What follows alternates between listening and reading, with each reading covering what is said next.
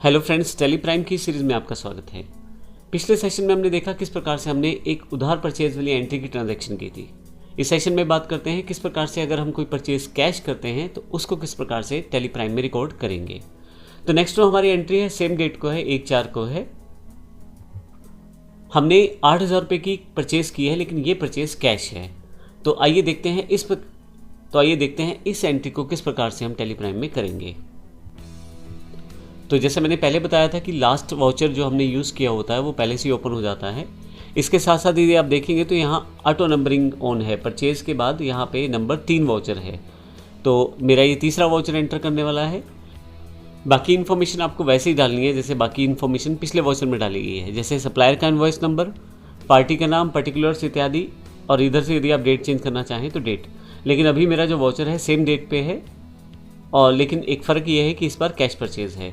किसी कारण से अगर आपका परचेज वाउचर यहाँ सिलेक्टेड नहीं है, मान लीजिए मेरे पास कोई और वाउचर सिलेक्टेड है, तो ऐसे केस में मैं यहाँ पे परचेज यहाँ राइट हैंड से दिए गए परचेज बटन पे क्लिक कर सकता हूँ।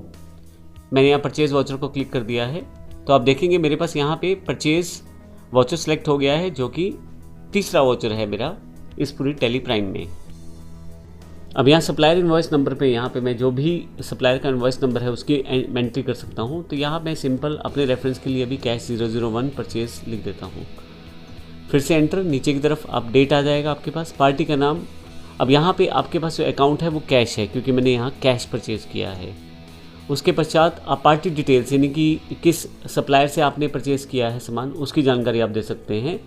तो यहाँ मैं ले देता हूँ नाम क्राउन कंपनी, और इसके अलावा बेसिक डिटेल आप देखें नई पार्टी खुद ही सिलेक्ट की है इसने। मेलिंग नेम, एड्रेस इत्यादि अगर आप इन्फॉर्मेशन देना चाहें तो वो, और स्टेट अगर आप फर्दर इन्फॉर्मेशन देना चाहते हैं वो।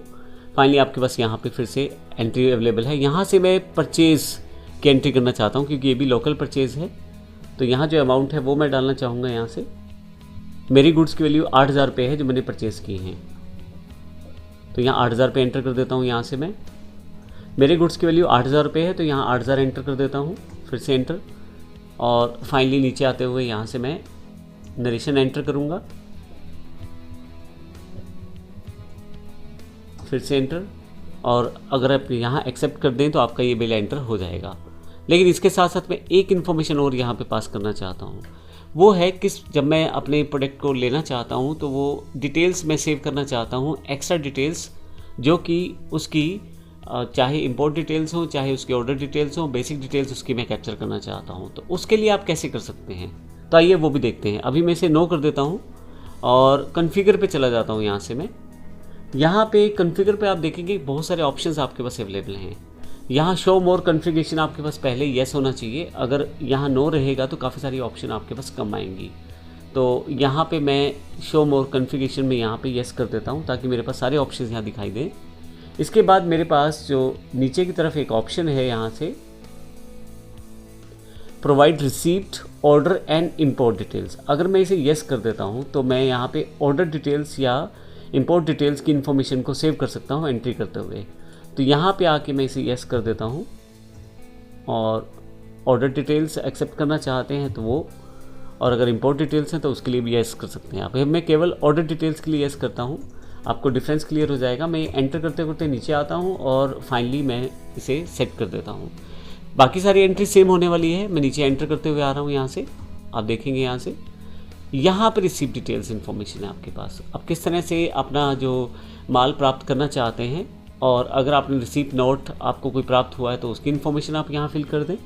रिसीप्ट नोट डॉक्यूमेंट, यानी कि जैसे बिल्टी या चालान वगैरह होता है, उसकी इन्फॉर्मेशन आप यहाँ दे सकते हैं। जो डेस्टिनेशन है, किस गाड़ी से सामान आने वाला है, उसका नंबर अगर आप चाहें तो वो फिल कर सकते हैं। बिल ऑफ लैंडिंग अगर आपके पास है, मोटर व्हीकल नंबर इत्यादि, और डेट इत्यादि की इन्फॉर्मेशन आप यहाँ दे सकते हैं।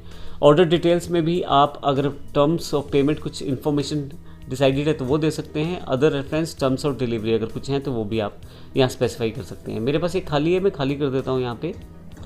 तो आप देखेंगे बाकी एंट्री सारी सेम है, केवल उस इन्फॉर्मेशन को अलग से टैली द्वारा पूछा गया है, और वो आपकी इस पर्टिकुलर एंट्री के साथ सेव हो जाएगी। तो इस तरह से हम टैली में देखेंगे छोटे छोटे ऑप्शंस, जिनको ऑन करके हम काफ़ी सारी इन्फॉर्मेशन को सेव कर पाएंगे हर एक वाउचर के साथ। तो ये हमने देखा था कॉन्फ़िगर में जाके हमें किस प्रकार से इस ऑप्शन को सिलेक्ट करना है। आप कॉन्फ़िगर पे जाने के लिए शॉर्टकट की F12 का इस्तेमाल कर सकते हैं। F12 की से आप यहाँ पे आ जाएंगे और इसके बाद आप यहाँ पे ध्यान रखिए शो मोर कॉन्फ़िगरेशन में येस होना चाहिए, तभी आप प्रोवाइड रिसीप्ट, ऑर्डर और इंपोर्ट डिटेल्स की इन्फॉर्मेशन को आप येस कर पाएंगे। और अगर आप ये डिटेल नहीं देना चाहते हैं तो आप नो कर दीजिए, ताकि बाकी वाउचर्स में मेरे पास ये ना पूछे। तो मैं यहाँ एंटर करके फिर से वापस आ जाता हूँ और फाइनली एंटर करते हुए यहाँ से मैं एंटर करता हूँ और नरेशन जो मैंने दी है और फाइनली एक्सेप्ट, तो ये मेरी एंट्री हो जाती है। तो इस प्रकार से देखा हमने, पिछले सेशन में हमने क्रेडिट एंट्री को देखा था परचेज़ की, और इस सेशन में हमने कैश एंट्री को देखा है परचेज़ की। तो इस प्रकार से हम परचेज़ कर सकते हैं। धन्यवाद।